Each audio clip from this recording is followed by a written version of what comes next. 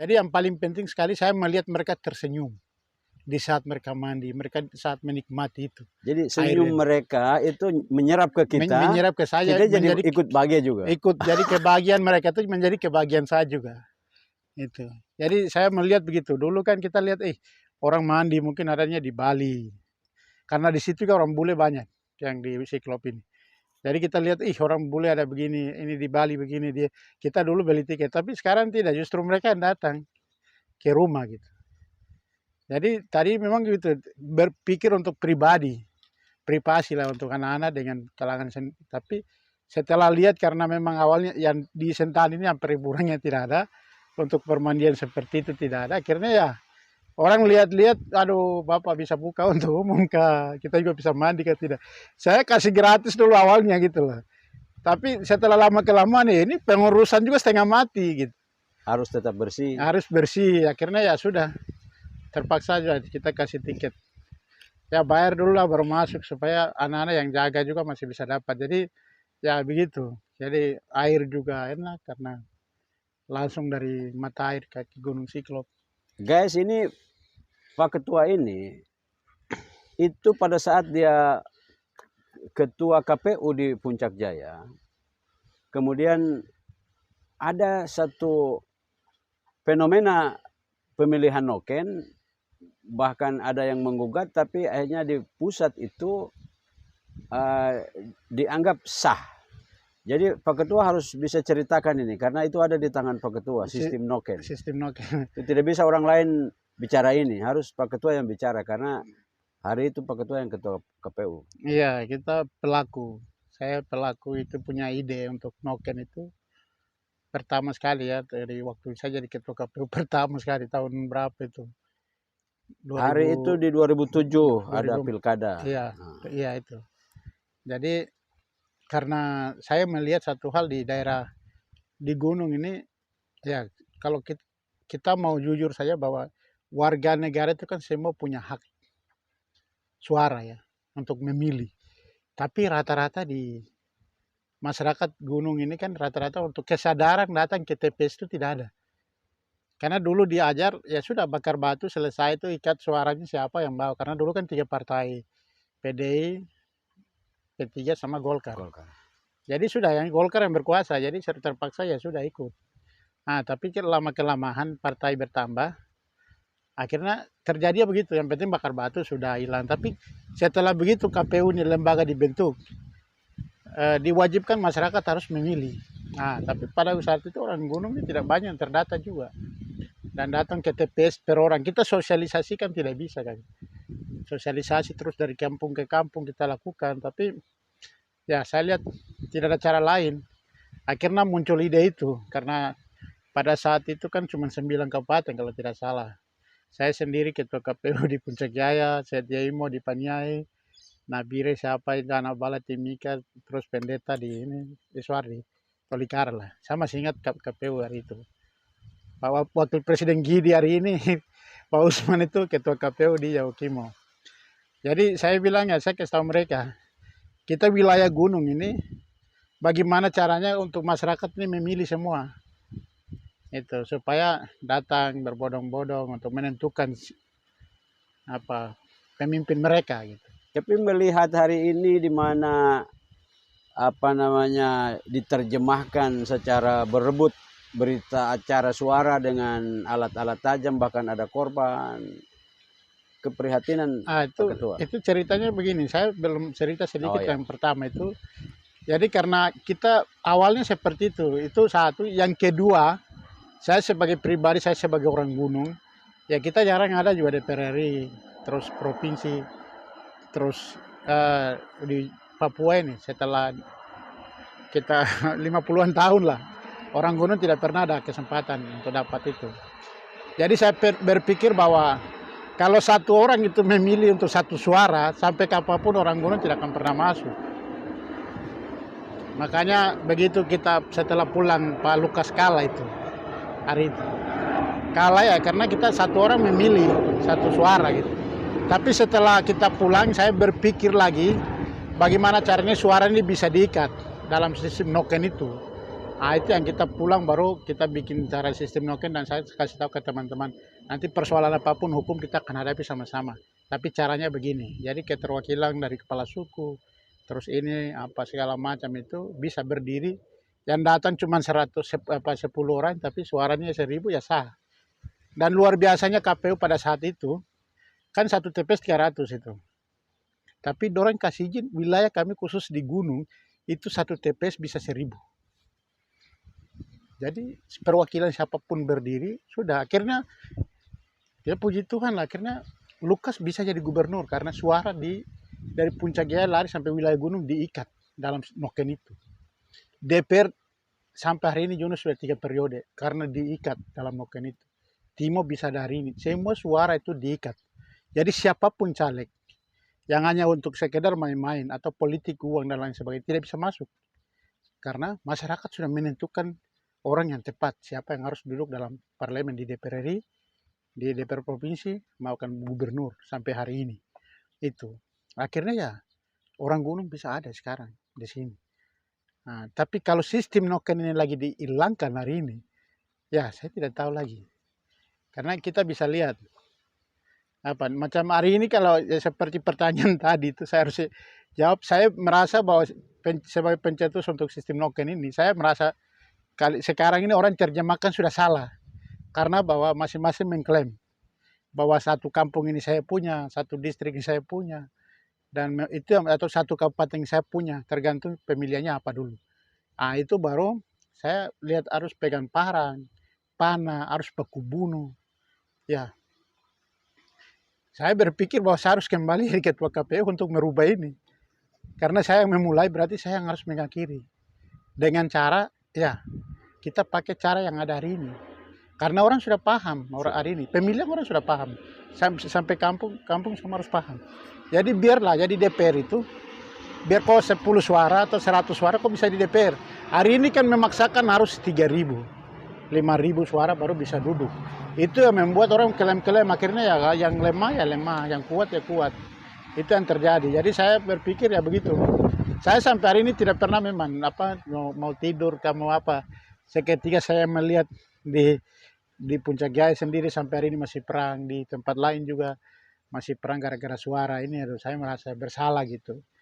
Dulu awalnya bagus sih, kita merebut Papua ini dengan pusat Jakarta untuk orang gunung bisa ada. Tapi lama kelamaan orang sudah terjemahkan ini sudah salah praktek ini sudah salah.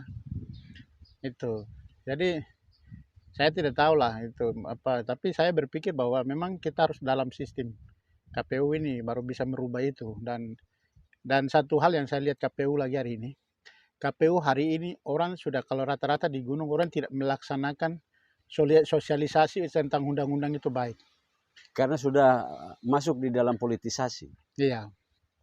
Jadi sudah tidak bisa lagi. Saya jujur selama saya jadi ketua DPR itu, saya belum pernah lihat KPU itu turun ke distrik.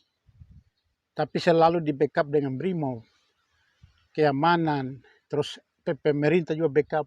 Dulu KPU susah sekali, pemerintah langsung kasih uang ke KPU, tidak bisa, kita harus bikin proposal. Hari ini tidak, 50 miliar sudah langsung plot ke hibahkan langsung ke KPU. Jadi sudah siapa yang kuat? Dia di situ, sudah dengan uang itu sudah siapa yang backup ini. Hari ini pleno, jangankan itu pleno di kampung, tidak ada pleno. Dulu kami itu pleno tetap di ibu kota itu. Tapi sekarang tidak ada, begitu selesai pemilihan KPU sudah dihilangkan dari kabupaten itu. Sudah ada yang pleno macam Puncak Jaya, orang pleno di Biak. Kan pernah terjadi. Terus pleno di Jayapura, kadang pleno di Jakarta. Aneh gitu. Jadi karena ya itu, satu hal itu bahwa uang ini yang membuat mereka lupa bahwa mereka itu penyelenggara. Sedangkan penyelenggara itu kan lembaga independen, tidak bisa ini. Tapi ya siapa yang berkuasa sekarang dia pegang KPU, pegang Panwas. Mulai rekrutmen saja itu bupati sudah bermain, wakil bupati sudah bermain, politisi juga orang sudah bermain bahwa ini titipan ini anak buahnya si A, ini si B. Jadi orang sudah tahu lembaga itu bukan independen lagi. Orang-orangnya kita sudah tahu itu.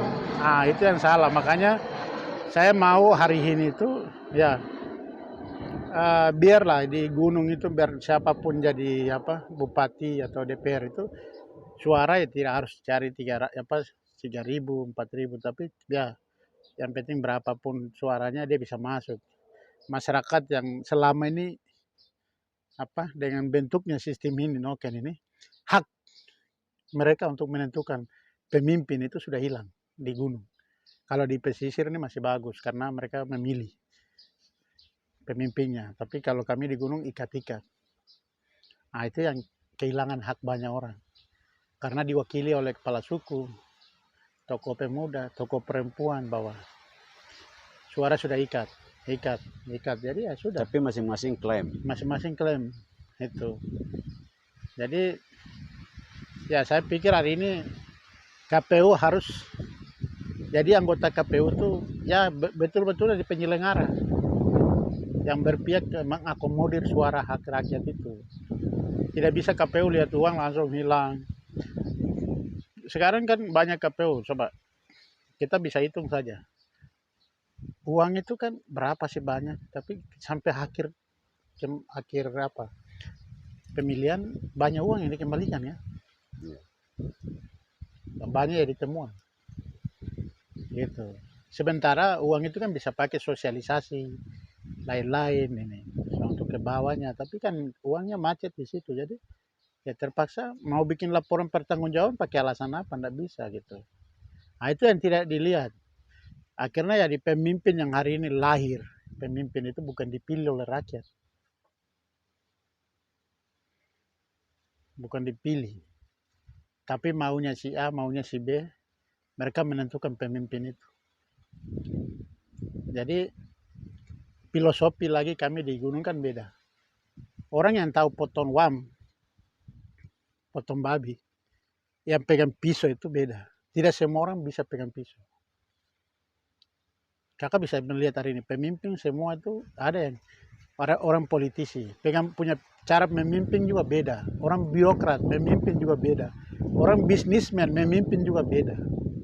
Cara dia pegang pisaunya untuk memotong itu sama dalam pemerintahan itu.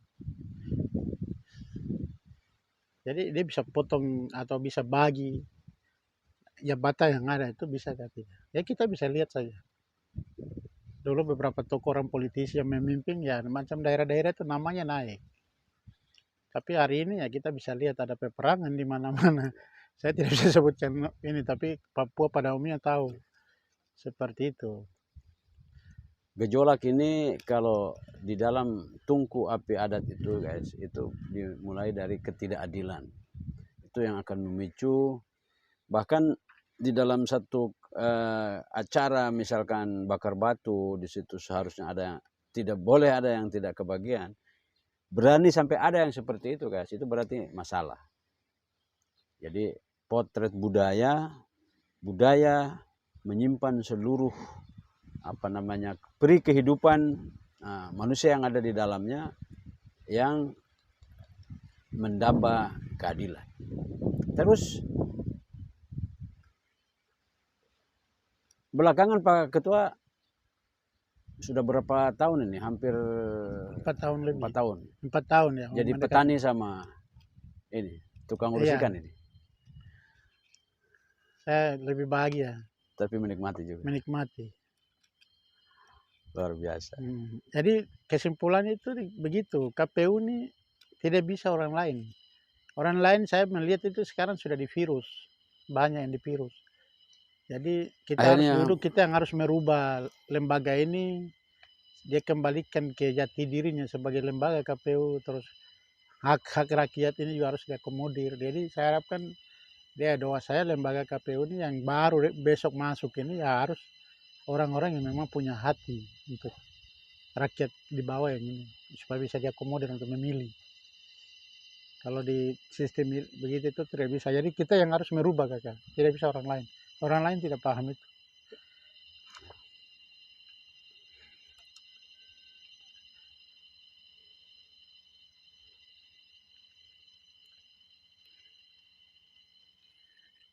Anak-anak sudah besar semua sekarang?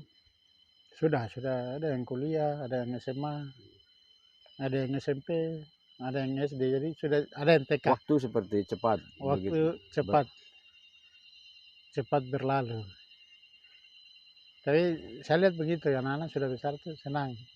Jadi guys, saya dan Pak Ketua ini, kami bertemu di sekitar ya mungkin tahun 2005-2006. Beliau ketua KPU. Sampai sekarang kita ya bukan seperti keluarga, kita keluarga. Suatu ikatan yang tidak mudah untuk dilukiskan, tapi kami selalu ya kalau tidak ketemu mesti satu orang telepon apa, aku cari. Aku cari rindu. Ini yang merupakan satu yang indah karena kita berasal dari kutub peradaban yang berbeda gitu loh. Rambut, terus ini warna kulit berbeda, tapi itu perbedaan itu hanya luaran. Dalamnya kita ada di dalam satu yang dinamakan ya rindu, itu pasti ada cinta, ada kasih. Seperti itu. Ini dengan Pak Ketua ini saya selalu menilai ini satu pola hubungan yang luar biasa.